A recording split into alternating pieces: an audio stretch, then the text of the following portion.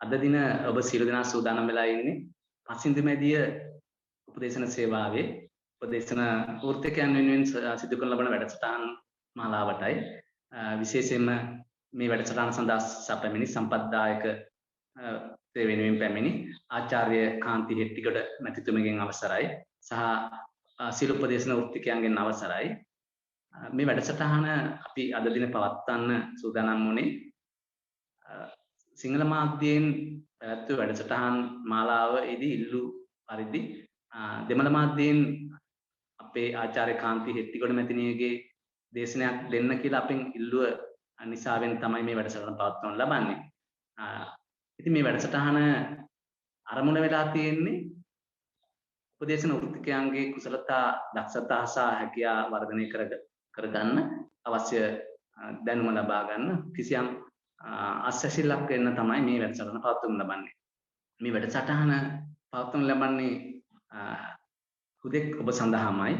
ඉතින් පසින්දිමැදිය කියන්නේ සේවාලාභීන් වෙනුවෙන් සේවය සපයන උපදේශන සේවා සපයන ආයතන පවතින. මේ වැඩසටහන මේ වෙබිනාර් මාලාව සඳහා සැපැමිණි අපේ අද දින වැඩසටහන සඳහා පැමිණි ආචාර්ය කාන්ති හෙට්ටිගොඩ මැතිතුමිය.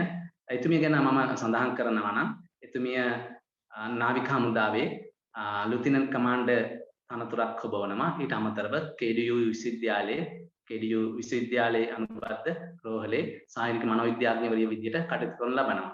ඉතින් එතුමියට මම ආරාධනා කරන්න මත්තෙන් මම අපේ පසින්දිමැදිය උපදේශන නිලධාරී කමිටුවේ නලීම් සහෝදරයාට මේ අවස්ථාව බාර දෙනවා. එතුමිය ගැන අපේ දමිළ මාධ්‍ය සහෝදරවරුන්ට කිසියම් දෙයක් කියන්න. එහෙනම් නලීම් මැතිතුමනි ඔබතුමාට මේ අවස්ථාව. අද දින දෙමළ මාධ්‍යයෙන් විශේෂ උපදේශන සටහනක් සංවිධානය කරලා තියෙනවා. ඒ නිමිත්තෙන් දමිළ මාධ්‍යයේ පොඩි හැඳින්වීමක් කරන්නයි මම சூதாනම් වෙන්නේ. மதிப்புக்குரிய இன்றைய நிகழ்ச்சியுடைய வளவாளராக வருகை தந்திருக்கின்ற கலாநிதி காந்தி ஹெட்டோட அவரே மற்றும் இன்றைய நிகழ்ச்சியின் ஏற்பாட்டு குழுவாக இருக்கின்ற பசிந்து மெதிய தனியார் உள வளத்துணை மற்றும் உளவியல் சார் நிறுவனத்தின் நிறுவனர்களில் ஒருவரான அமெரிக்காவிலே வசிக்கக்கூடிய டாக்டர் விஞ்ஞான துறையிலே பணிபுரிகின்ற கலாநிதி அவர்களே மற்றும் குருப்பு சகோதரர் உத்தியோகத்தர் குருப்பு அவர்களே மற்றும் இன்றைய நிகழ்ச்சிகளே கலந்து கொள்கின்ற எனது சகோதர உளவள துணையாளர்களே அனைவருக்கும் அதே உளவள துணையில் பணிபுரிகின்ற உறுப்பினர்களே அனைவருக்கும் மாலை வந்தனங்கள். இன்று ஏற்கனவே குருப்பு சகோதரர் குறிப்பிட்டது போல பசிந்து மெதிய நிறுவனம் உண்மையில் இலங்கையிலே தற்போது நான் நினைக்கிறேன் இலங்கையில் மட்டுமல்ல உலகத்திலே தற்போது நிலவி வருகின்ற பல்வேறு அசாதாரணமான சவால் மிக்க சூழ்நிலையிலே விசேடமாக உளவியல் துறையை நான் பார்க்கும்போது பல சவால்களை எதிர்கொள்ளக்கூடிய நெருக்கடி மிக்க ஒரு காலகட்டத்திலே நாங்கள் இருக்கின்றோம். அதாவது இன்று உளவியல் சார்ந்த புதிய பிரச்சனைகள் புதிய நெருக்கடிகள் வந்த வண்ணம் உள்ளன. இவற்றை எவ்வாறு நாங்கள் எதிர்கொள்வது? விசேடமாக COVID-19 நாங்கள் எடுத்துக்கொண்டால் அந்த COVID-19 அடிப்படையாக வைத்துத்தான் இன்று உலகமே இயங்கிக் கொண்டிருக்கின்றது. இன்று பொருளாதாரத்தை பேசினாலும் அரசியலை பேசினாலும் சமூகவியலை பேசினாலும் எந்த துறையை நாங்கள் பேசினாலும் கூட COVID-19 based economy, COVID-19 based political, COVID-19 based sociology, இது போன்ற எல்லா பிரச்சனைகளையுமே இன்று COVID-19 அடிப்படையாக வைத்து அலசி ஆராய்கின்ற ஒரு காலகட்டத்திலே நாங்கள் இருக்கின்றோம். அந்த பின்னணியிலே உளவியல் துறையிலே பணிபுரிகின்ற நாங்களும் இந்த உளவியல் சார்ந்த விசேடமாக உளவளத்துணை சார்ந்த பிரச்சனைகளும் COVID-19 அடிப்படையாக வைத்து இன்று உருவாகிய வண்ணம் உள்ளன. அதற்கான வழிகாட்டல் உளவியல் ரீதியாக நாங்கள் எப்படி பெற்றுக்கொள்வது, நவீன உள பிரச்சனைக்கு நாங்கள் எவ்வாறு வழிகாட்டுவது, எங்களிடம் வரக்கூடிய சேவை நாடுகளை நாங்கள் எவ்வாறு நெறிப்படுத்துவது, வழிப்படுத்துவது என்பதை உளவியல் விஞ்ஞானத்தின் அடிப்படையிலே, உளவளத்துறையின் அடிப்படையிலே நாங்கள் கற்றுக்கொள்ள வேண்டிய ஒரு தேவையிலே இருக்கின்றோம். இது ஒரு முக்கியமான காரணம். இரண்டாவது முக்கியமான இலக்கு தான் உள வள துணையாளர்களாக பணிபுரிகின்ற நாங்கள் ப்ரொஃபஷனல் கவுன்சிலர்ஸ் என்ற வகையிலே எங்களது கம்பீட்டன்சி, எங்களது ஆற்றல்கள், எங்களது திறமைகள், எங்களது திறன்கள் இவற்றை நாங்கள் எப்போதும் வளர்த்து கொண்டே டெவலப்மெண்டில் நாங்கள் இருந்த போதுதான் அது அறிவு, சினை, எங்களுக்கு தேவைகின்றன. எனவே இந்த அடிப்படையில் தான் நான் நிறுவனம் சதேசரியாக இருக்கக்கூடிய உளவித்துறை சார்ந்தவர்கள், உயர்நிலை ஆய்வு செய்கின்ற அதோடு பல்வேறு வளர்களை வைத்து ஒன்று சேர்த்த ஒரு நிறுவனமாக இது கட்டி எழுப்பப்பட்டு கொடுக்கின்றது என்கின்றேன். அது எதிர்காலே பெரியதொரு உளவியல் துறையிலே விடமாக மற்றும் அது எதிர்காலத்தில் உளத்துணை என்ற ஒரு சிறிய வட்டோடு சுருங்காமல் அது புனர்நிர்மாணம் என்று சொல்லக்கூடிய ஒரு தாபன நிறுவனங்கள், அதே போல் உளவியல் தொடர்பான சில சிக்கல்களுக்கு, சில டிசார்டர்களுக்கான அவர்களை ரெசிடென்ஷியலா தங்கி சிகிச்சை அளிக்கக்கூடிய ஒழுங்குகள், இது போன்ற நாடளாவிய ரீதியிலே பல்வேறு உளவளத்துணை மைய நிலையங்கள் போன்றவற்றை அமைப்பதற்கு அது திட்டமிட்டு இருக்கிறது என்பதை நாங்கள் அறிந்து கிடைக்கின்றோம். அந்த வகையிலே நான் நினைக்கின்றேன் இந்த ஒரு அழகான ஒரு உளவியல் துறை சார்ந்தவர்களை உள்ளடக்கிய இந்த நிறுவனம் கடந்த காலங்களிலே சிங்கள மொழியிலே பல்வேறு நிகழ்ச்சிகளை நடாத்திய வண்ணம் இருக்கின்றன. அதன் தொழிலே விசேடமாக எங்களை போன்ற தமிழ் பேசக்கூடிய உளவளத்துணையாளர்களுக்கு ஒரு விசேட நிகழ்ச்சி அவர்கள் தொடங்கி வைத்திருக்கிறார்கள். நான் நினைக்கின்றேன், நான் நம்புகின்றேன், எதிர்காலத்திலே விசேடமாக அவர்களது செயற்திட்டங்களிலே ப்ரொஜெக்டிலே தமிழ் மொழி பேசக்கூடியவர்களுக்கும் உளவளத்துணையிலே உளவியல் துறையிலே பணிபுரிகின்றவர்களுக்கு தொடர்ந்து வழிகாட்டுவார்கள் என்று அதற்கான செயற்திட்டமும் இருக்கிறது என நம்புகிறேன். அந்த வகையிலே நாங்கள் இந்த நிறுவனம் எங்களுக்கு விசேடமாக ஏற்பாடு செய்த இந்த நிகழ்ச்சிக்கு நாங்கள் எங்களது டாக்டர், அதே போன்று குரூப் போன்றவருக்கு நாங்கள் நன்றி செலுத்துவதோடு இன்றைய வளவாளராக கலந்து கொள்ளவிருக்கின்ற காந்தி ஹெட்டிகோட மேடம் எங்களுக்கு தெரியும். அப்படி ஹெமோம அன்னவா அப்பே காந்தி ஹெட்டிகோட மேடம் ගැන අපේ ගොඩාක් විඩසටහන් වලට සහභාගී වෙලා අපේ පුහුණු වැඩසටහන් වලට අමාත්‍යාංශය මට්ටමේ අපිට ගොඩාක් Nalin, you can continue Tamil. Tamil சொல்லுங்க பரவாயில்லை. I can understand. Okay, thanks madam. Hurry, okay. அந்த வகையிலே இன்று எல்லோருக்கும் தெரிந்த ஒரு ரிசோர்ஸ் பர்சன் என்ற வகையிலே எல்லா துறையிலும் நல்ல முறையிலே வெல் குவாலிஃபைடான ஒரு தரமான அழகான முறையிலே பிரசன்டேஷன் ஸ்கில் நிறைந்த ஒரு ரிசோர்ஸ் பர்சன் என்ற வகையிலே எங்களுக்கு கிடைத்த ஒரு வரப்பிரசாதமாக நாங்கள் இந்த நிகழ்ச்சியை பார்க்க வேண்டும்.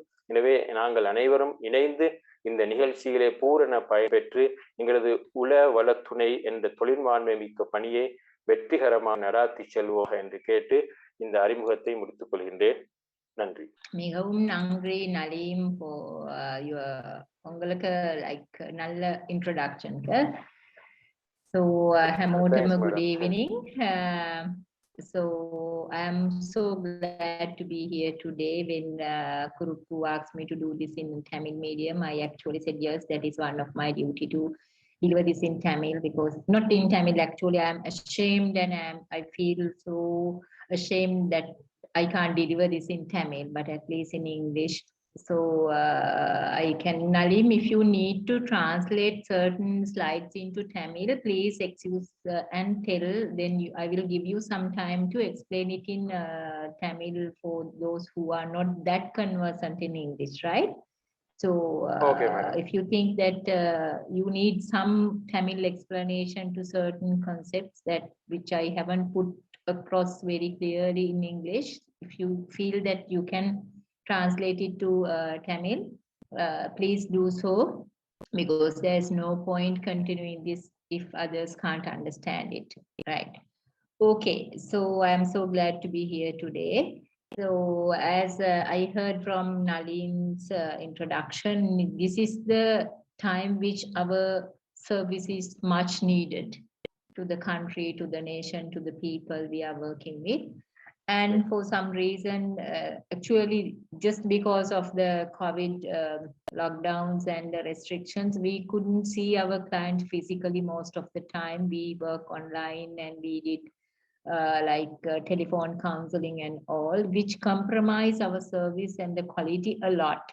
So, and sometimes we forget some of our basics as well. Actually, that is not your fault. Most of us like that when we are practicing in this kind of situation, in a crisis situation, sometimes when we can't adhere to basic conditions, after some times we tend to forget what was the basic, what was the original thing. So now we are with the new normalcy, we are going back to normal practices. We might be able to see our clients to a certain extent physically. So we need to refresh ourselves with our basics, right? So that's why I told Guruku it is a refresher program. I don't think you don't know these stuff, but this is going to refresh your memory, refresh your knowledge, and refresh your skills. Right. Let me share the PowerPoint I have made for you. And as I said, Nalim, if you feel like you need to put this into pure Tamil at some points, with the time restrictions, we weren't able to do it for entire presentation, but time to time, I will give you some time to put it to Tamil, right? Okay, right. So I have named it basically counseling ethics. Okay. Right, it says my internet connection is poor. I will actually switch off my video for a moment, otherwise it will compromise the quality of the presentation. Right.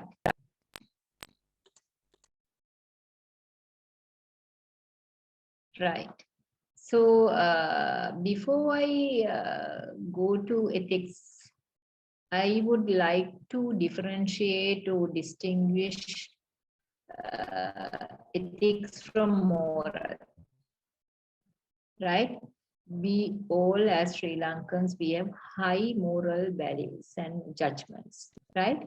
So sometimes as counselors, we forget about our ethics, which we have learned, but we go by our moral judgments.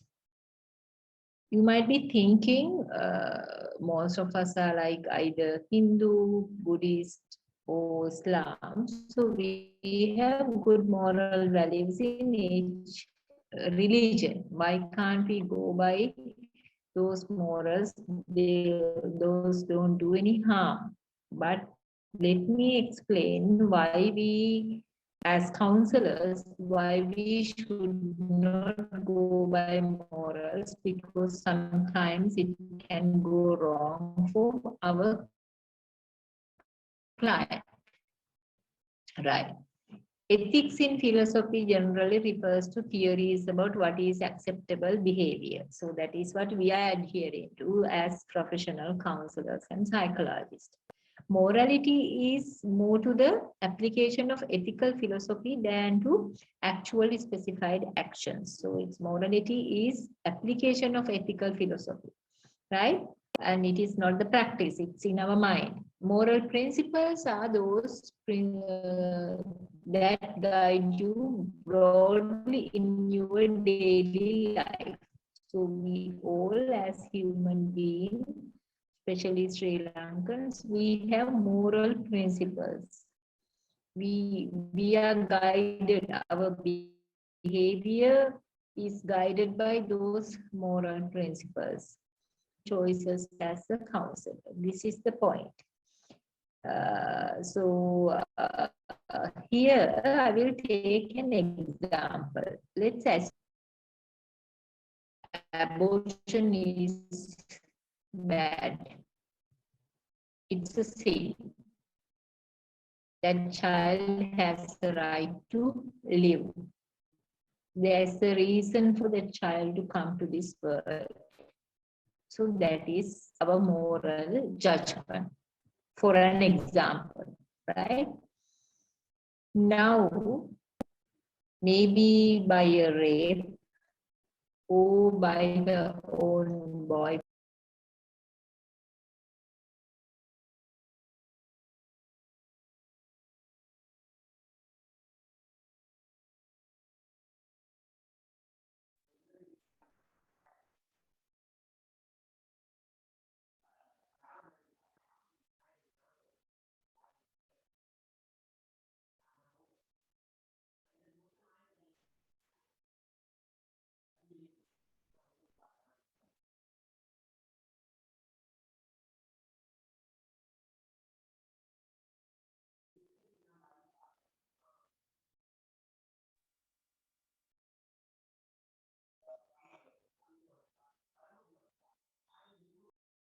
Sorry, I got disconnected due to a connection problem. I reconnected.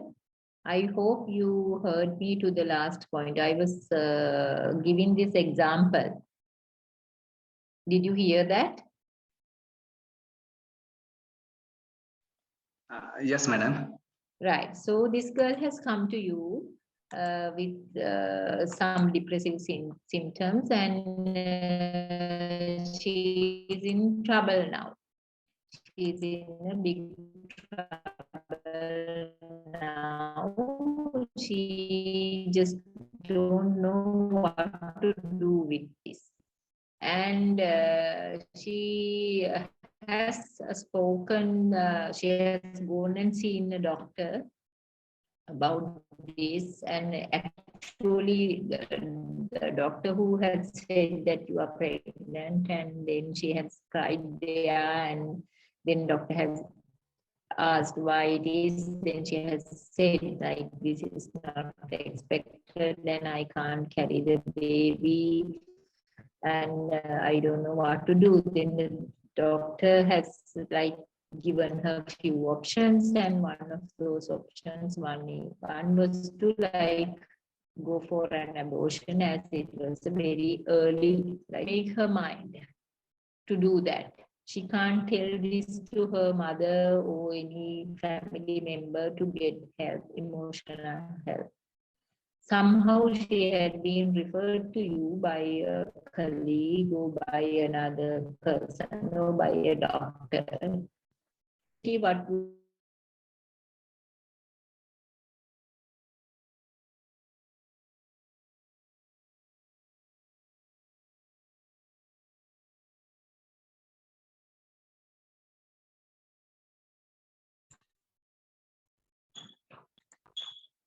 I think I got disconnected again. Yeah. Right. Mama hotspot දාගෙන තියෙන එකම ඔය off කරනවා. There is something wrong with my connection to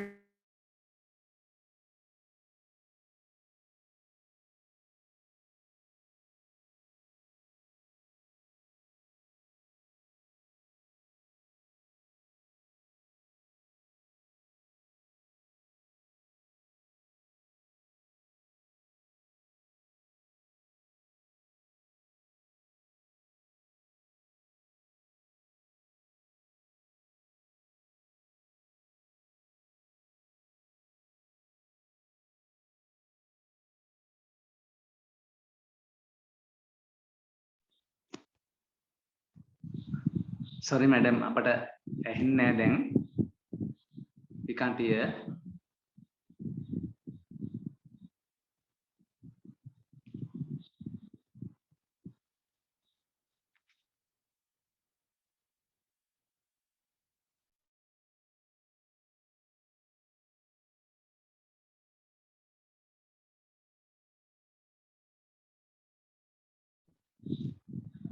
Madam disconnect වෙලා ඉන්නේ තප්පරයක් ඉවසන්න.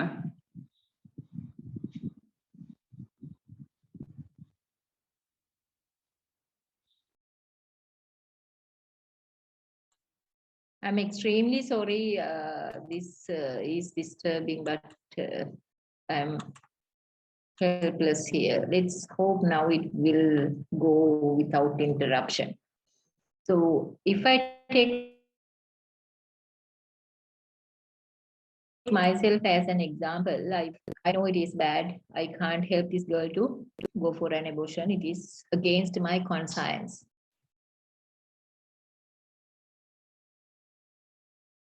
But when I explore, when I assess her psychological condition and her social, economic, and other conditions, I realize that she can't carry the baby. She can't give birth to a baby, and she doesn't have any support to do so. So then I have to turn to ethics, not to the moral. Even though my conscience says no to that, I have to go by the ethics. Ethics is not the morality there. Ethics says we have to give the priority to the client and give the decision to give the opportunity to make the decision to the client. And if the client is willing to take that decision, you have to help the client. You don't have to preach there. You don't have to tell them that is bad, but you can show all the opportunities and the options and the alternatives she has in her hand. That's only we can do, right? So in your counseling professional life, you also may come across such situations. As I said, I have come across several of such situations in my life. Even recently, I had to do that. So I have to talk to my conscience and forgive myself. But if the client is in a position to make the decision, and just we have to reduce the guilt and all, we will give the scientific background of that and the positives and negatives and the maybe health consequences of going for an abortion and other things. We have to clarify them and let them to decide. So that is ethics. So as counselors, we have to be very careful, because in these kind of situations, without our knowledge, unconsciously, we can pull the client to our moral judgment area. That is not the client's moral judgment.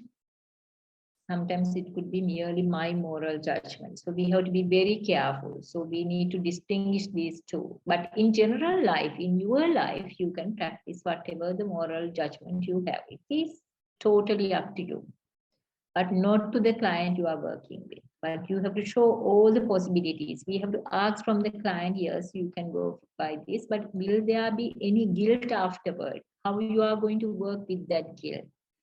If you are thinking that you will be guilt about that, for what? Then give all the scientific information, right?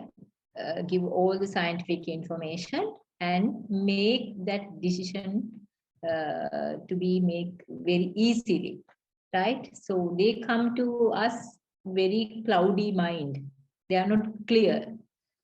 As counselors, what we do is make that clear, remove the clouds so that he or she can see the world in a better view. So that is our duty.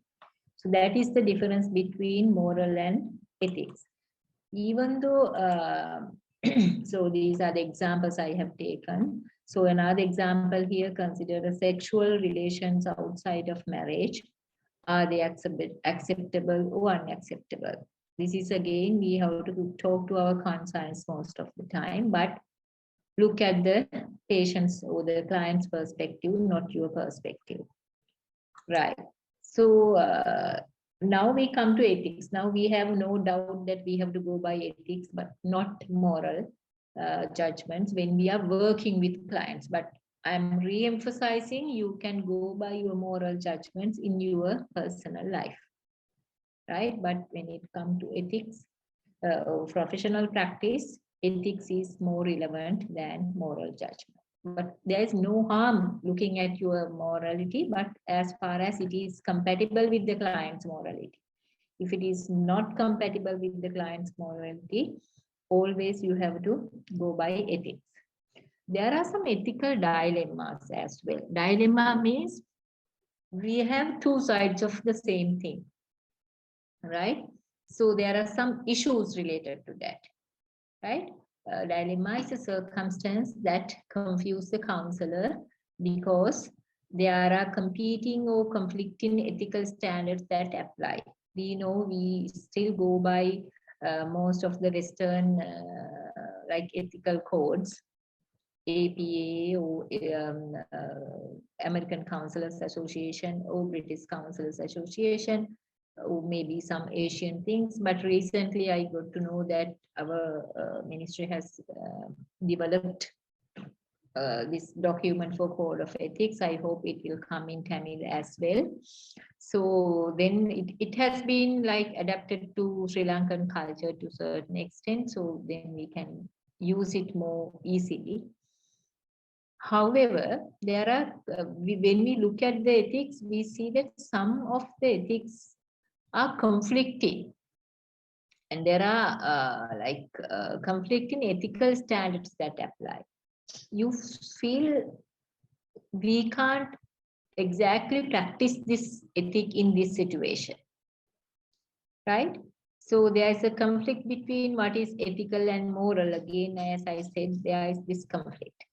The situation is such that complexities make application of ethical standards unclear, right? So another example I took at the previous session as well, once I had to work with as counselors, as psychologists, our ethics says we can't provide physical, like material things to the client. So our connection as the therapist and the client will be not that good if you provide material things. So we are not supposed to give materials. If we have a social worker, we can get that social worker to work on that, but we are not supposed to do so as counselors and therapists.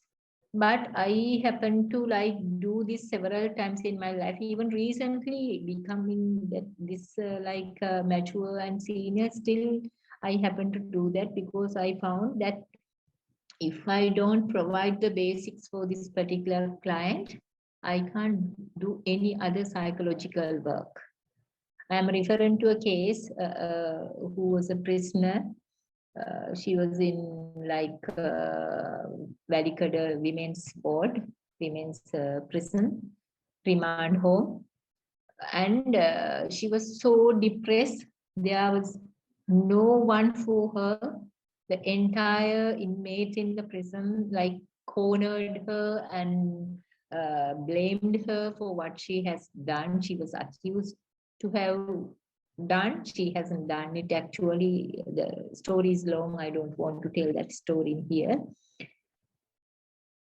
Somehow she was so depressed and her basics have not been met. She doesn't have even underwear to wear when she has her menstrual periods. When she if she had few initially, and when she wash and put them out to dry, somebody steal that. So when she gets her period, she doesn't have anything to wear. So how a girl can survive having sanitary pads and underwears, right? At that time, I didn't have any other support work at the prison who can support her. So I provided them.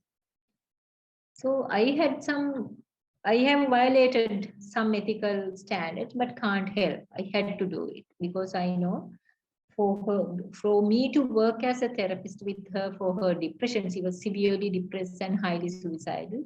I need to provide the basics for her. There are such situations. So where I have some issues with the ethics, then I go by my morality because my conscience says that is correct, right?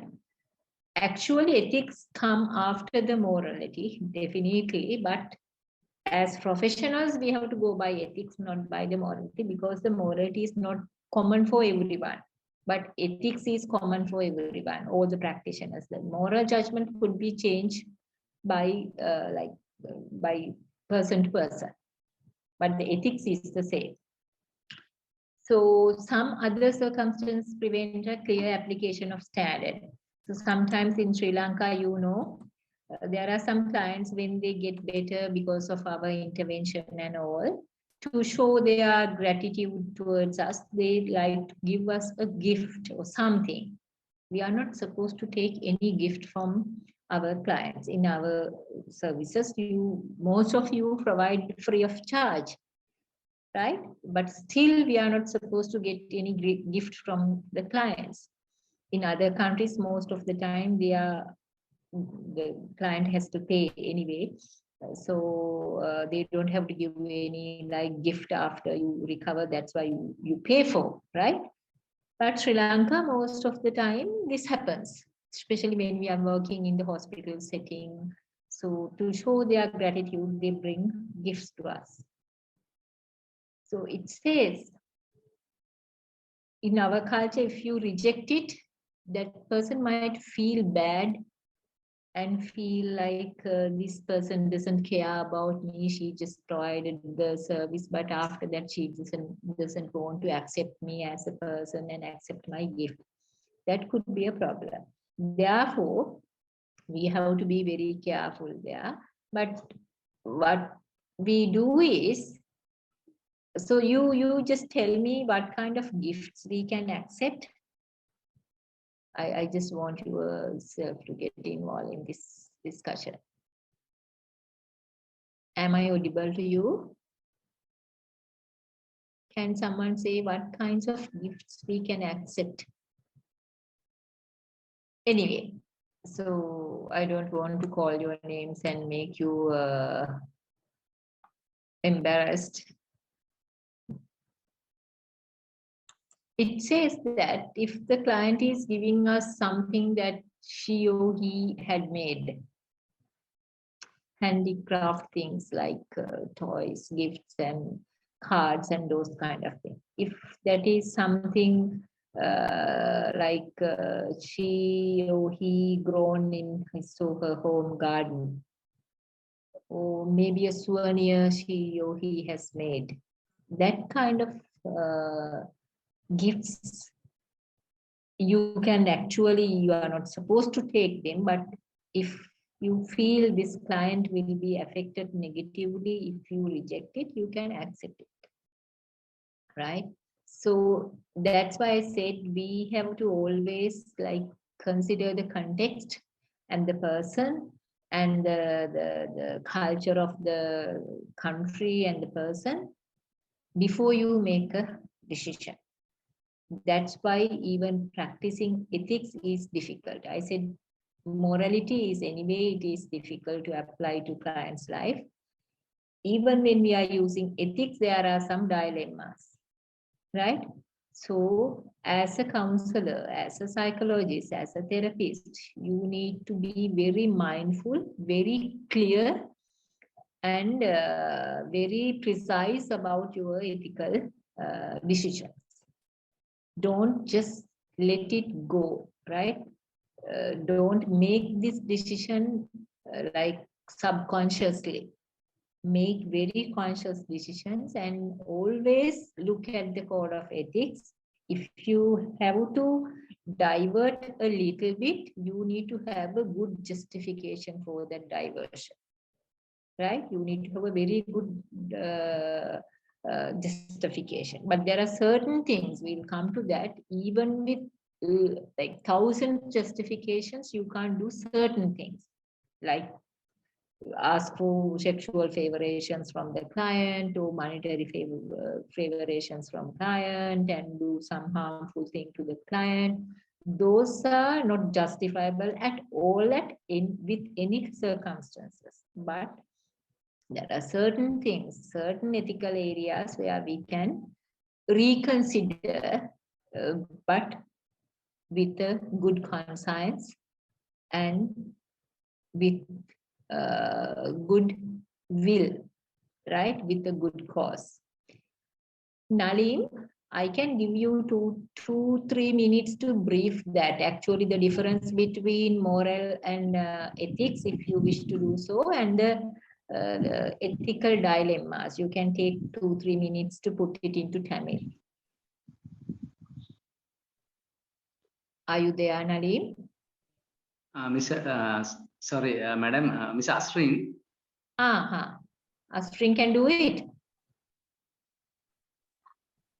Or otherwise, no. I can continue. If you Yes. feel like need to put it into Tamil, I can give you 2-3 minutes.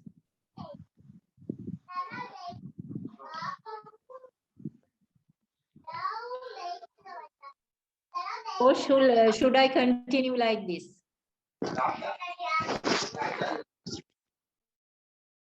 Can all the participants understand English and this my presentation? Then no need to put it into Tamil. Oh, ma'am, they can understand. Okay, I'll Okay. continue then to save your Okay, time. ma'am. Okay, thank you.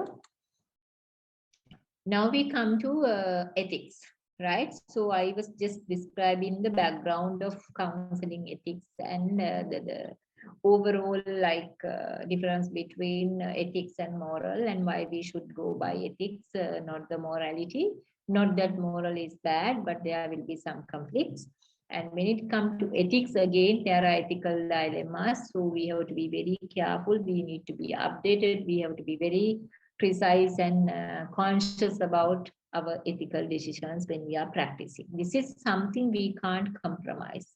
You may not know a lot of techniques, maybe CBT, maybe narrative, maybe schema focus, maybe some DBT. You may not know all these techniques. It's fine. You can learn them. But you should know what is ethics and why you should go by ethics when you are practicing counseling.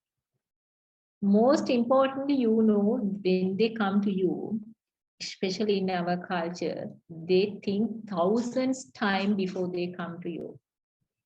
It is a very hard decision for them to come and tell their story to someone else who is totally outside, right? With the stigma about the mental health in Sri Lanka and with other so many problems, and they think it's a weakness in their personality to become weak or have psychological problem and tell it to someone else outside the family. So when they come to you, they have like no other option, and they give their life to your hand. Here is my life. If you can make this mess clear, please do so. So as a counselor, you have a lot of power there. Lot of power. If you want to misuse that, actually you can, right? Because they don't know whether you are misusing them or making something correct, right? And most of these people have been misused by others, and they don't know what is not misusing. They don't know what is their right.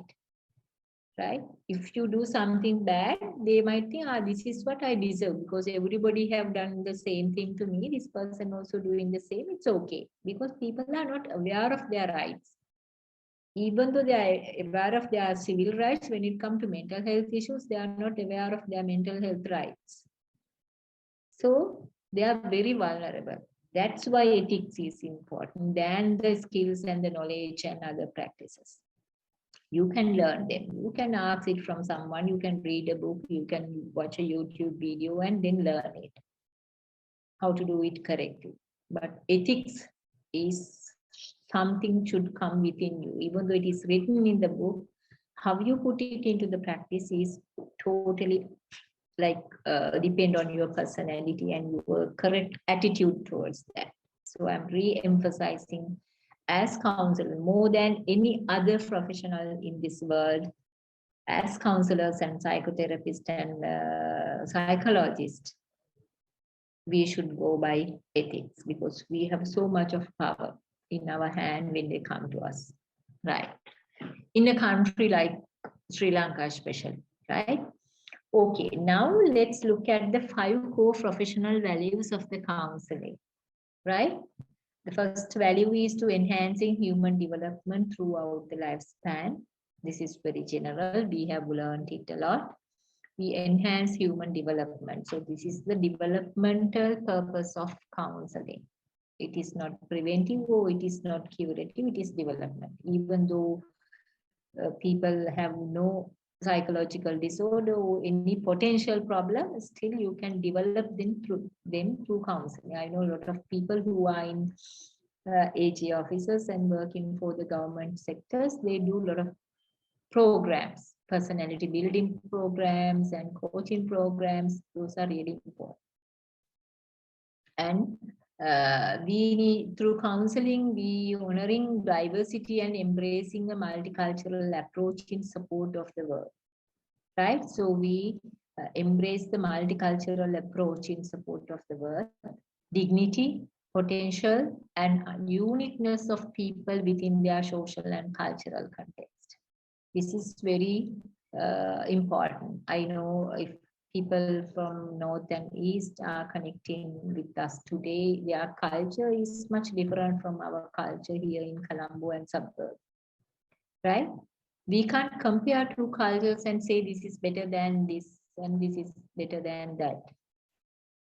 Their culture, or whatever it is, we have to respect it, right? So providing counseling, you should know the cultural difference of the client. That's why I usually believe and tell, if the counselor is from the same community, same area, that would be much better than somebody from external go and work in that area, right? So that is because culture is unique and the individual has the unique features. So we need to look at that. As you know, Rogerian counseling psychology, we call the person-centered theory. Nothing else. It's the person is your center. Your focus is the person, not you, not anyone else, nothing else but the person. And through counseling, we promote social justice, and we safeguard in the integrity of the counselor-client relationship. So by adhering to ethics, we safeguard the counselor-client relationship and practicing in a competent and ethical manner. So these are the 5 core professional values in counseling, right? So if you want me to clarify any of these, please tell, but those are like very common and you may have learned them earlier. So these are the purpose of having code of ethics for counseling. Ethical standards protect the profession from the government. They allow the profession to regulate itself and function autonomously, right? Profession from the government. We usually have different code of ethics. So especially as I work for military, I know military has a different principles. No? So their way of handling issues are totally different the way we handle the problem. It is very difficult to practice counseling in military setting because like keeping the confidentiality is a huge challenge there. The senior people would ask, what is that boy said? What is the problem with that guy? So what has gone wrong? They would ask. So it's very difficult for you to like practice it. But still you have to protect your code of ethics, right? And we should allow the client to work autonomously and we should work autonomously. It doesn't mean we violate the regulations and laws of the country. We adhere to them, but we have our own like professional ethics. Keep that in mind always. If somebody is interfering to that, you have a right to say that, please don't disturb my profession. This is something different. And ethical standards help control internal disagreement and bickering, thus promoting stability within the profession, right? So ethical standards help control internal disagreement. So we have internal disagreement a lot as counselors, as I said earlier. So when we have code of ethics or ethical standard, if we always know that ethics is the thing I should follow, then I have to go by that. So it will help you to reduce your distress and you become very stable. Ethical standards protects practitioners from the public, right? Sometimes public can go against you. In Western countries, if you read about that, there are so many cases that The clients have go to the courts against the practitioners, saying that this person said to me to do this, I did that, and this is what happened. Right? It is actually when you make decisions on behalf of them. And sometimes if you like ask for some sexual favoration or any other thing from the client, they can go to the courts. They can go to the regulatory bodies against you. So when you have ethical standards and when you follow just ethical standards, there is no like space for that person to do that, because you have just worked according to the ethical standards. That protects you, right? That protects you. So if you haven't breached or violate any ethics, you will be protected. But if unconsciously or consciously you have violated those, then you are in trouble. If professionals behave according to the ethics, the behavior is just to be in compliance with the standards, right? So if you just follow the ethics, you are safe. Ethics provides client with some protection from incompetent counselors. That is also, this is bidirectional. When we talk about ethics, we usually think, I know, I also had this misunderstanding initially. We think ethics are there to protect the clients. No, the first purpose is to protect the practitioner. Right? The second purpose is to protect the client. I won't judge like one is better than other, but this is equally important. But it protects the practitioner and it protects the client. When the practitioner is trying hard to go or abide by the ethical standard, it's definitely beneficial for the client, right? So in ethics, you say you need to train well, you need to update your knowledge, all these are there. So that is something you need to keep in mind. It will protect you as well as your client. Sorry. I will remove this one. I have translated this to English. Right. Now we come to 5 main like ethical principles. So I'm not taking much of the time on this because you can read them. If you go to like ACA or BPS, Ethical Code of Ethics, these are clearly outlined there, so you can read them. And I think there are some Tamil documents also which have like translated these into Tamil. So there are 5 main ethical principles, so ethical norms here. Autonomy of the client, right? Autonomy. We give the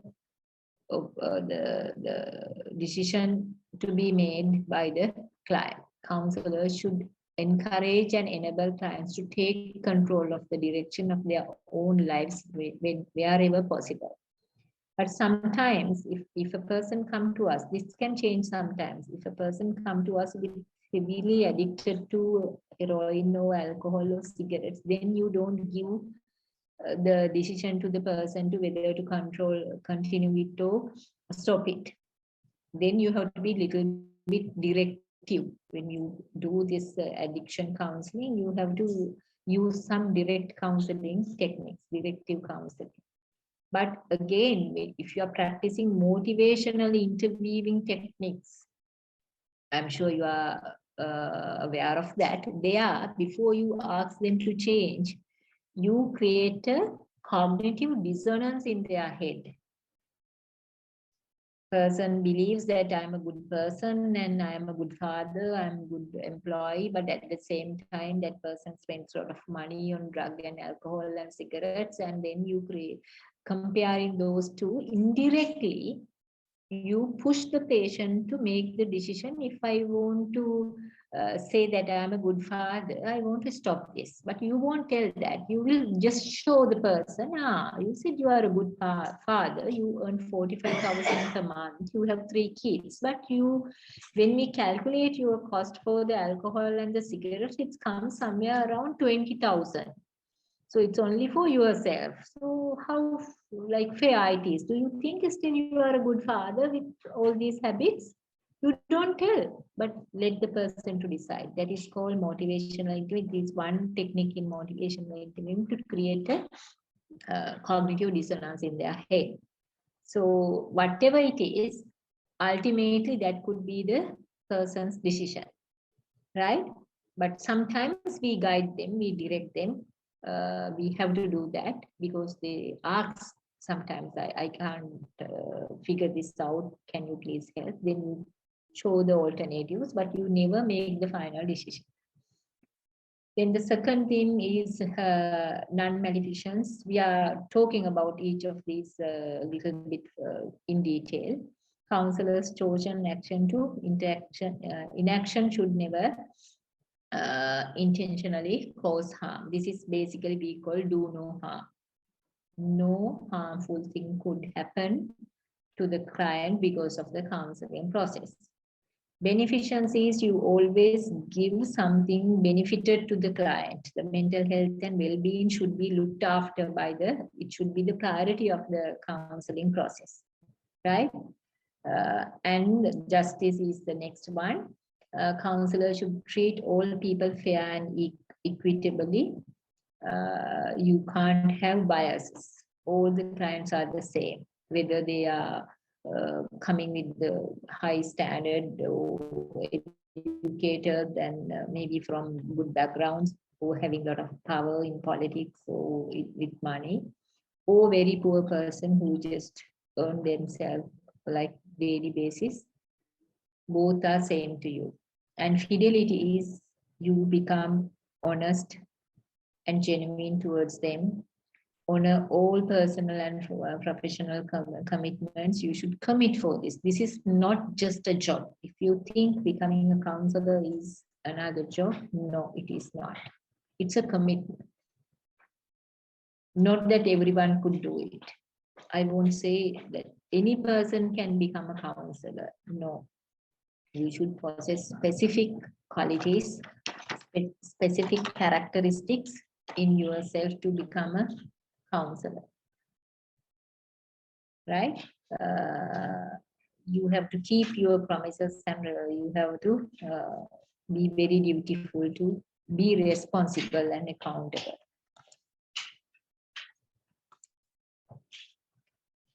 Right. So if you, I think these are clear, but I will spend few minutes on this.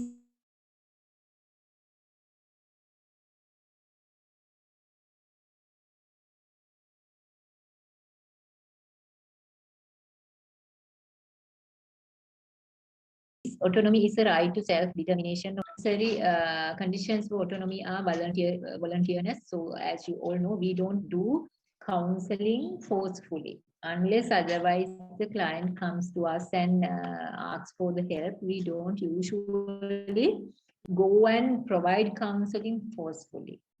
Right? There are certain situations where we have to barge in, but like in a crisis situation, sometimes people don't know that they have some mental health requirements. They just look at the physical and other health issues, but just ignoring the psychological aspects. Then you have to go and create an awareness in them that your mind also can be affected by this. So if you have such like symptoms, please come to us. So that's what we do after like crisis. So if a trauma is going on, when the even the pandemic and all those things, you don't go and give like trauma counseling and everything to everyone. But what we do is you provide general counseling awareness program and well-being and other stress management techniques. And at the end, you can say still, if you feel that there are certain things that you can't handle by yourself psychologically, you can always come and see a counselor. So we usually let them to decide it. Volunteerism is really important. And you have to be very competent, right, to provide good counseling. That is something I would say a must. And full disclosure of information. You can't hide certain things from your clients. You have to disclose, right? You can't cover things, but sometimes if I tell this, the person will become upset and you hold it to you, but this is bad. You can't do it. You have to disclose the information. You can't hold them to yourself. Maybe tactfully you can hold it for some times, tactfully, but somehow you have to tell it. Non-maleficence is the principle, do no harm, in which counselors do not undertake and actively avoid activities that could be detrimental to clients. You don't engage in any activity that could harm to the client. Right? Beneficence involves doing good both within the counseling relationship and as a member of the greater community. The beneficence is the other side of coin side of this thing, is doing good to the client and doing good to the community, right? Is like more active concept of contributing to the well-being of others, whereas non-maleficence involves being passive or refraining from taking some action that might harm another. So your generosity is really important here, and we usually see you as pro-social people, pro-social, altruistic. You do something benefited to the society. That is the fourth concept. And justice, the concept of justice involves fairness and equality in access to resource and treatment. I usually say, I know there are some counselors in Sri Lanka, we don't have like counselors in the health sector yet. No psychologists, no counselors in the health sector. We have psychiatric social workers, very few. And we have counselors in 2 ministries, that's all, right? But in the health sector, we don't have. So most of the time, people have to pay and get their counseling and psychological therapy in the private sector. So we have to be very justice and fair.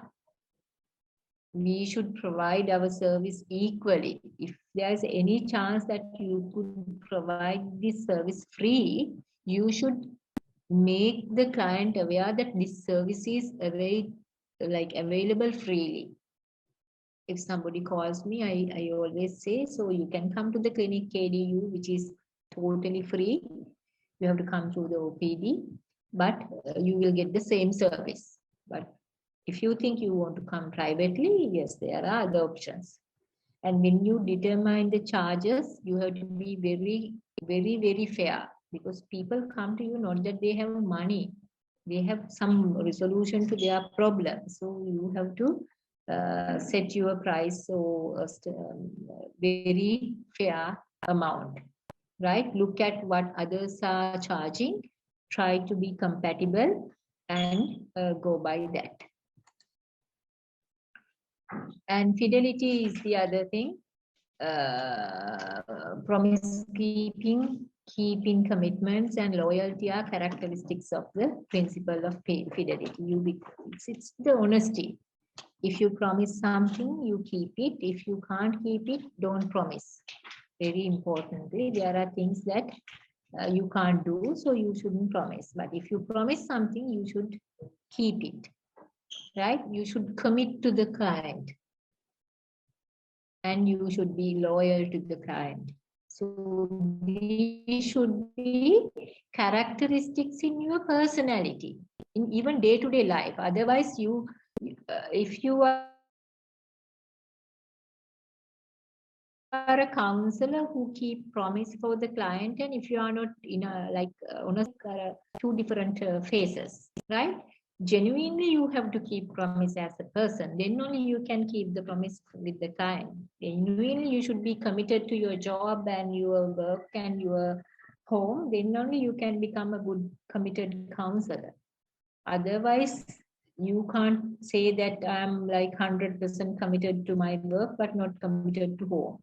You are not congruent inside. So congruency is most important thing. You are not congruent in that case.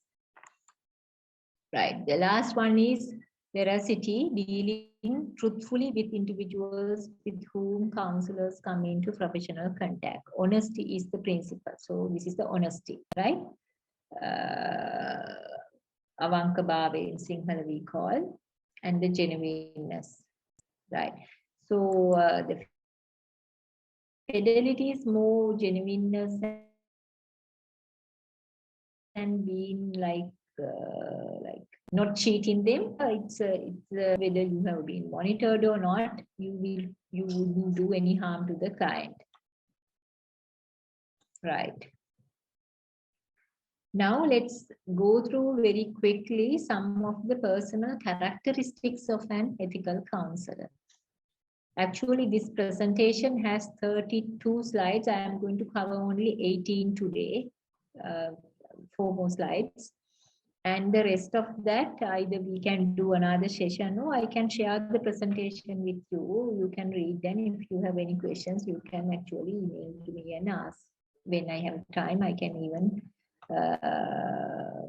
answer your calls. The first personal characteristics is self-discipline, right? You need to discipline yourself. The way you dress, the way you talk, the way you act, the way you work, everything should have a discipline, self-discipline. There shouldn't be anyone. If the organization has to take disciplinary action against you, means you don't have self-discipline, right? So be careful about that. You should set a good example, to be honest. As counselors, we are very restricted, because if you do something like not appropriate in your personal level, that will like create a big black mark, a black patch in your professional life as well. So you have to be very careful. And most importantly, I would say, you have to have good self-awareness. Good self-awareness means you know what are the blind spots in your personality. You may have heard when you do this Johari window, you learn what is blind spots. You don't know about yourself, but others know about yourself. So if you have a lot of blind spots in your personality, you can't be a good counselor. You should know when you get angry. You should know when you are what can make you happy. You should know where is your weakness, whether it is sex or money, something that influence you. You should know that, right? Knowing that itself can help, because then you know what can go wrong and where it can go wrong. You can avoid such situation consciously if you know your weaknesses. As a senior therapist, I do have certain weaknesses, right? I am like sometimes I can't handle certain cases. I know that. As I know that if such a case come to me, I don't take them, right? I don't take them. I can ask them to go to another therapist, or I can refer them to another therapist. And if I think the client's problem is too overwhelming to me today, because my mood also bad, right? So then I would excuse for 1 week or 2 weeks. If the client is willing to continue with me, I have to be honest and tell them, I can't handle this problem right now. I need 1 more week, because I have my own personal issues. Right? You don't have to tell the entire truth to them, but at least make them aware you are not ready right now. To do that, you should know that there are problems within you, right? If you are a person who are like dead against gay and homosexuality, don't become a counselor. You can't do it. You know, there are lots of, yesterday, I think that this news was there. There is a court case against the police now because this Amadisanaika's case. Right? People are powerful now. People are aware of their rights. Don't think people are foolish. Right? If you don't like gay people and homosexuality, don't become a counselor. So those people also need help. So last week I had to help a girl with transgender. like transition. We have to accept them. If you think you are against that, don't become a counselor, or at least don't take such cases. And the confidentiality, you need to keep the confidentiality.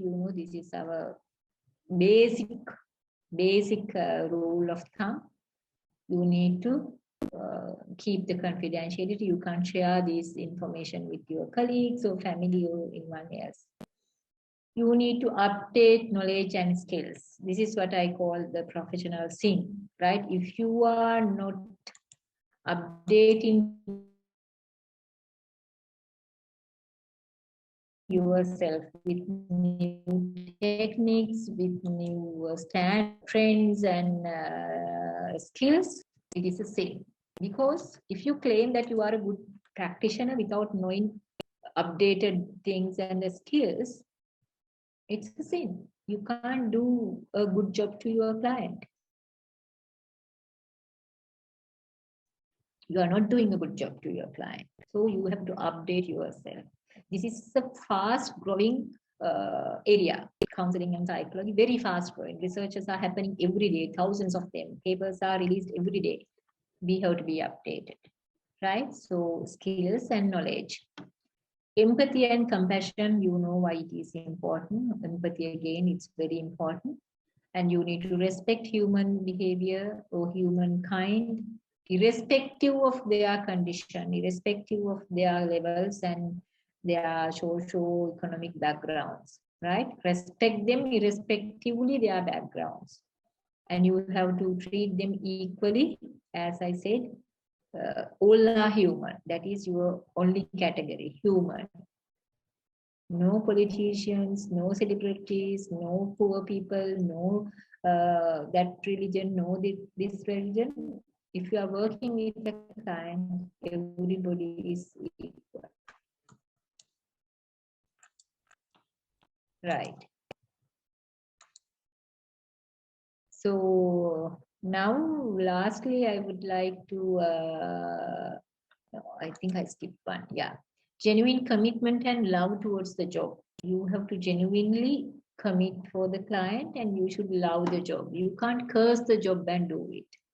I know some counselors are there, they hate their job, but still they are doing. Please find another job if you don't love your job, right? Because you can't do this job. You can become any other profession, some professions, even though you don't like it, but not this one. And you should have good interpersonal skills. We call emotional intelligence. It's really important for you, right? You should like people in general. You should like to be around people. And your life should be very simple and humble. Set that example, the way you live, right? I think I am doing that. My life is very simple. It is not complicated, right? But I am very happy. I don't have loans to pay, nothing, not even a cent, right? But my life is very simple. You might say how we can build a house if I don't have money to build a big house. So I won't build a big house. I will go for a very simple house because I don't have money to do that. You don't have to buy a hybrid vehicle or branded high branded vehicle. If you want a vehicle, go for something very simple, right? And try to be down to earth, right? Positive and energetic. Always try to be positive and energetic. You should be able to laugh, you should be able to cheer up other people, and you should have a good relationship, and you should enjoy your life in simple way. If you don't enjoy your life, you can't make other people's life joyful. You should enjoy your life, right? And openness is another characteristics we are looking at, and self-compassion. Very, very important. This would be my last point actually on this thing. You should love yourself. Before you love others, you should love yourself. If there is a person who is thirsty, to give water to that person, you should have water with you. Means you should love yourself to love someone else. Please look after yourself. Don't overwhelm yourself with work or any other thing, and look after yourself very well. That is again indirectly helping your clients. If you are unhappy, you can't make others happy. Right? Self-compassion and flexibility. You know you have to be flexible, not to be rigid. So people violate ethics because of these three things. I think we need more time to discuss about these reasons. Money, they usually violate ethics for money, or power, or sex. Sometimes intentionally, sometimes unintentionally. When it comes to sex, it's most of the time unintentionally. You trap in that. In another day, we will talk about that transference and counter-transference, how it can happen.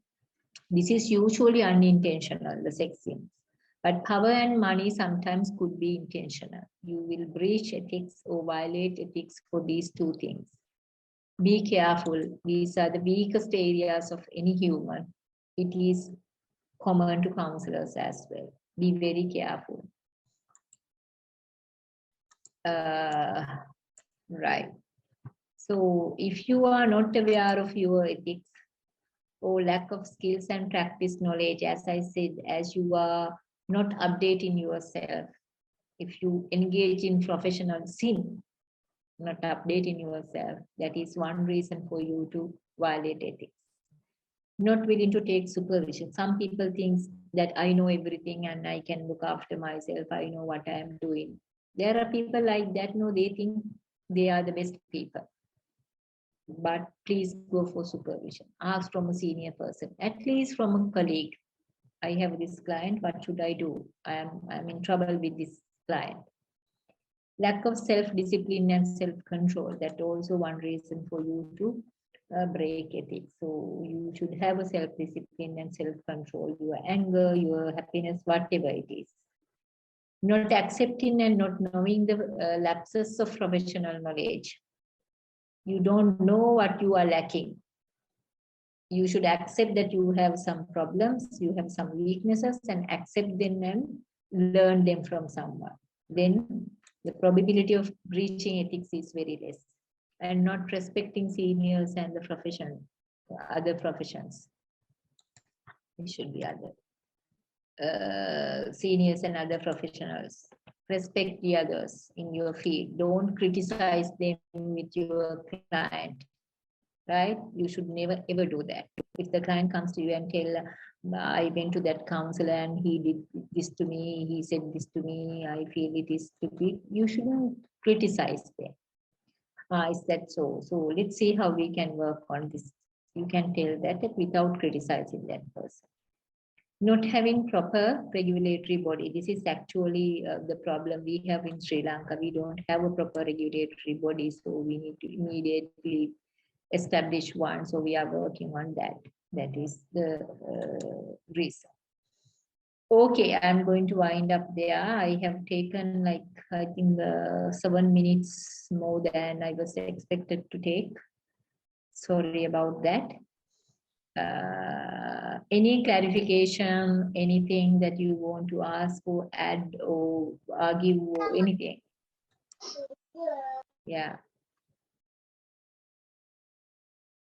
This is just the beginning of this journey actually about the ethics and practicing and why we can, as counselors, this is kind of an inward journey, I would say. So when you, I know a lot of times when you do the training programs and awareness programs and refreshing programs, we learn a lot of outside things, new skills, new knowledge. But here I am taking you in an like inward journey, exploring your own self to become a good counselor. So this is just the beginning. If you have any questions, please ask. Yes, SK, you have raised hand. So you can ask. Yes. Hello, madam. This is very helpful seminar. I just have a question. I'm not a counselor. Can you please explain a little bit more about how you promote social justice in counseling? I think you mentioned that in one of your slides. Yes. So in counseling, in general, we can promote social justice like providing mental health to everyone. That is one thing. With the COVID pandemic, the richer become richer and poorer became poorer, and we saw there were so many inequalities. Like it is not equal. The world is not equal, but when you provide proper counseling and if you provide this service accessible to everyone, so you are maintaining or promoting social justice in a way. So you are reaching the people who need your help. That is one thing. And in counseling, you are handling a lot of people who have their behavioral issues. They may be violating others' right, and maybe it is unfair by someone else. So making this person aware that what he or she is doing is bad, also again contributing to social justice, promoting social justice. And developing people like in not in curative manner also say preventing and developmental perspective, that is also contributing to social justice, I would say. Like when you aware a person about his or her own developmental aspects and how they can improve or groom their personality. Sometimes when you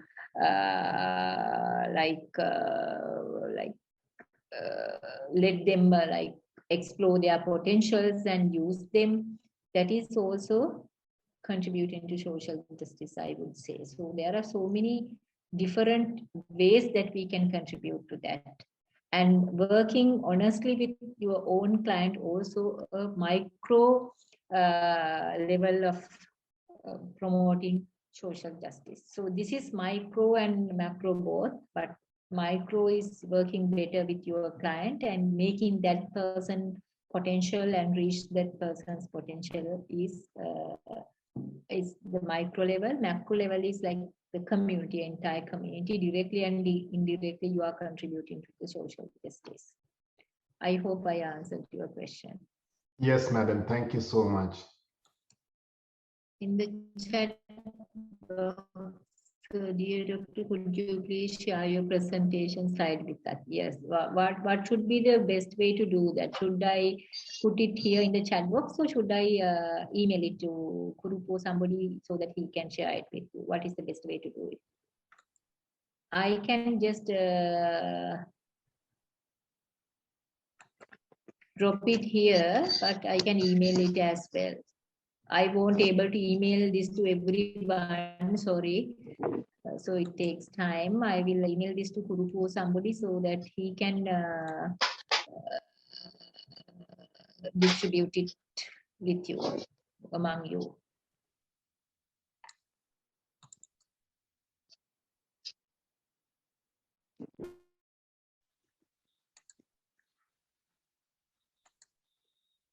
Yes, it is there.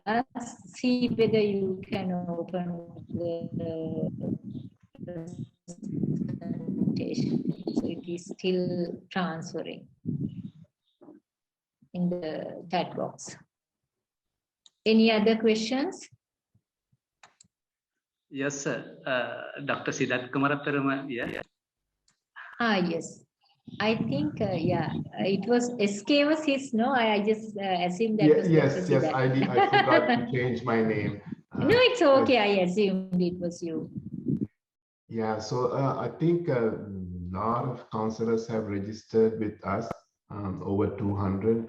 We have a mailing list. So if you can go and fill the Google form that Mr. Kurupu has sent, we will be able to distribute the presentation via email. I see some emails here. So we will be adding these email addresses also to our mailing list. So this presentation with Dr. Kanthi Hettigoda's permission, we can send it out to everybody who has registered via email. Yeah, I'm happy to share. I have, I think, lot of resources with me which I can share. So time to time, I will email it to Kurup or somebody, even to Dr. Siddharth. So you can put this to the your resource pool. So I don't mind sharing my presentations. I totally am okay with that. But the other resources what are available on open access, I can share with you all. So you can make use of them. Thank you very much. Okay. Yes, anybody? Mr. Asrin? Oh, yeah. Okay. Okay, madam. I would like to thank Mr. Madam. You are valuable and a very important lecture from we have got from you. Future, we will arrange another program among the counselors of Sri Lanka. So I will explain in Tamil from Madam lecture. அதாவது இன்றைக்கு நாங்கள் முக்கியமாக இன்றைக்கு பார்த்த விஷயம் என்னென்னா இன்றைக்கு court of ethics நாங்கள் படித்து முக்கியமாக மேடம்கிட்ட நிறைய விஷயங்களை நாங்கள் பெற்றுக்கொண்டோம். அதே போல் இன்றைக்கு அதாவது விழுமியம், அதாவது வந்து கோர்ட் ஆஃப் எத்திக்ஸில் நாங்கள் வந்து உளவல துணையாளர்களாகிய நாங்கள் வந்து விழுமியங்களோட, அதாவது மோரல், அந்த விழுமியங்களோட சேர்ந்து நாங்கள் மிக பிரதானமான தொழில்வாண்மையிலான இது பிரதான விழுமியங்களை பார்த்தோம். நாங்கள் அதில் முக்கியமாக மனித இனத்தினுடைய விருத்தி, வளர்ச்சி விருத்தி தொடர்பாக அவனுடைய வாழ்க்கையினுடைய போக்குகள் தொடர்பான அறிவு, அதே போல சமூக நீதிகளை மேம்படுத்துகிற என்ன மாதிரியான விடயங்கள், அதே போல வந்து என்ன மாதிரி நாங்கள் வந்து எங்களோட காம்பிடன்சி, அதாவது எங்களுடைய திறன்கள், அனுபவங்களை நாங்கள் எவ்வாறு வளர்த்து கொள்றது என்று சொல்ற விடயங்களை நாங்கள் தெளிவாக பார்த்தோம். அதே போல மேடம் அவங்க வந்து பர்பஸ் ஆஃப் எத்திக்ஸ்ல வந்து நிறைய விஷயங்களை வந்து இவங்களுக்கு உள்ளடக்கி சொல்லியிருந்தாங்க. வந்து அதாவது அரசாங்கத்தால் அந்த ஒழுக்க விழுமியங்கள் கை கொள்ளப்படுகின்ற அதே வேளை இது உளவல துணையாளர்களை பாதுகாக்கக்கூடியது என்பது பிரதானமான நோக்கம் என்று மேடத்தால் வந்து சொல்லப்பட்டது. அதே போல அடுத்ததாக உதவி நாடுகளினுடைய நிலையிலிருந்து நாங்கள் இந்த கோர்ட் ஆஃப் எத்திக்ஸை பயன்படுத்தும் போது ஏற்படுகின்ற சிரமங்கள், அதே போல எங்களுக்கு ஏற்படுகின்ற அசௌகரியங்களை குறைப்பது தொடர்பாகவும் மிக தெளிவான முறையில விளங்கப்படுத்தினாங்க. அதே போல வந்து பயிற்சியாளர்கள்ன்ற வகையில வந்து நாங்கள் பொதுமக்களோட, அதாவது உதவி நாடுகளோட பணியாற்ற நேரத்தில் வந்து எங்களுடைய திறன்களை நாங்கள் எவ்வாறு வளர்த்துக் கொள்ற சம்பந்தமா எங்களுடைய காந்தி மேடம் அவர்கள் சிறப்பாக விளங்கப்படுத்துறாங்க. அதே போல எத்திக்ஸ், அதாவது அந்த எத்திக்ஸ்ல உள்ளடக்கப்பட வேண்டிய விடயங்களை வந்து நிறைய வந்து விளங்கப்படுத்தினாங்க. வந்து அதுல எப்படியான பெனிஃபிட், அதாவது வந்து எங்களுடைய ஜஸ்டிக்ஸ், அதாவது அதே போல வந்து நாங்கள் என்ன மாதிரியான முறையில செயற்படணும், அதே போல வந்து எங்களோட பர்சனல் கேரக்டரிஸ்டிக் ஆஃப் எத்திக்கல் கவுன்சிலர்னு சொல்லுகின்ற போது நாங்கள் வந்து என்ன மாதிரியான செல்ஃப் டிசிப்ளின், செல்ஃப் அவேர்னஸை நாங்கள் பெற்றுக்கொள்ளணும், அதே போல கான்ஃபிடென்ஸை நாங்கள் என்ன மாதிரி வளர்த்துக்கொள்ளணும், அதே போல உதவி நாடுகளிடத்துல சேவையாற்ற நேரத்தில் வந்து நாங்கள் முக்கியமான ஒரு தொழில்வாண்மையிலான திறன்களையும் எங்களுடைய அனுபவங்களையும் அதே போல வந்து எங்களுடைய அறிவையும் நாங்கள் வளர்த்து கொள்வதன் போது எங்களுடைய உளவல துணையாளர்களுடைய தொழில்வாண்மை மேம்படுவதாக மிகவும் தெளிவான முறையில் வழங்கப்படுறாங்க. அதே போல வந்து என்னென்ன மாதிரியான விடயங்களால வந்து இந்த கோர்ட் ஆஃப் எத்திக்ஸ் வந்து முறை சாரா ரீதியில போகுது, அதே போல வந்து பிள்ளையான வழியில போறன்ற பாக்குள்ள வந்து பணம், அதே போல வந்து அதிகாரம், அதே போல வந்து பாலியல், அதே போல தெளிவான விளக்கமின்மை, அதே போல வந்து செல்ஃப் அவேர்னஸ், அதாவது எங்களுடைய சுய விழிப்புணர்வின்மை, இது போன்ற பல்வேறு காரணங்களால இந்த கோர்ட் ஆஃப் எத்திக்ஸ் வந்து முறை தவறான முறையில வந்து வழி தவறி போறதாக வந்து எங்களுடைய இன்றைய பிரதான மேடம் அவர்கள் வந்து பிரதானமாக எங்களுக்கு வழங்கப்படுத்தினாங்க. அதே போல வந்து எதிர்காலத்துல நாங்கள் எல்லோரும் வந்து மிகவும் சிறந்த முறையில பயன்பெறுவோம் என்று கேட்டு இந்த நேரத்துல வந்து எங்களுடைய கலந்து கொண்ட உளவல துணையாளர்கள் உங்களுக்கு மனப்பூர்வமான நன்றிகளை வந்து பசும்பதி. இந்த கவுன்சிலிங் இந்த நிறுவனத்தினூடாக மேற்கொள்ளப்பட்ட இந்த நிகழ்ச்சியில் பெரிய ஒரு நன்மைகளை பெற்றோம் என்று கூறி விடைபெறுகின்றேன். நன்றி, வணக்கம். Thank you madam. ஐயா குருப்பையா. Thank you, Ms. Asrin. අතරම අද වැඩසටහන ගොඩක් සාර්ථකයි. වැඩසටහන සඳහා සම්බන්ධ වුණු තමිළ මාධ්‍ය කවුන්සලර්ස්ලාට උපදේශ නිලධාරීන්ට බොහොම ස්තුතිවන්ත වෙනවා. ඒ වගේම මේ වැඩසටහන සඳහා සැපමිනි පසින්දු මැදිය මනෝ උපදේශන වැඩසටහනේ ආචාර්ය සිදත් කුමාරප්පෙරුමන්ට විධායක අධ්‍යක්ෂතුමන්ට ස්තුතිවන්ත වෙනවා. ඒ වගේම අපේ වැඩසටහනට නොමද සහයක් ලබා දුන් ආචාර්ය කාන්ති හෙට්ටිගොඩ මැතිතුමියනි, ඔබතුමියට බොහොම ස්තුතියි. සියලු දෙනාටම බොහොම ස්තුතියි. නන්දි. හරි. ஸ்துதி and மிகவும் நன்றி.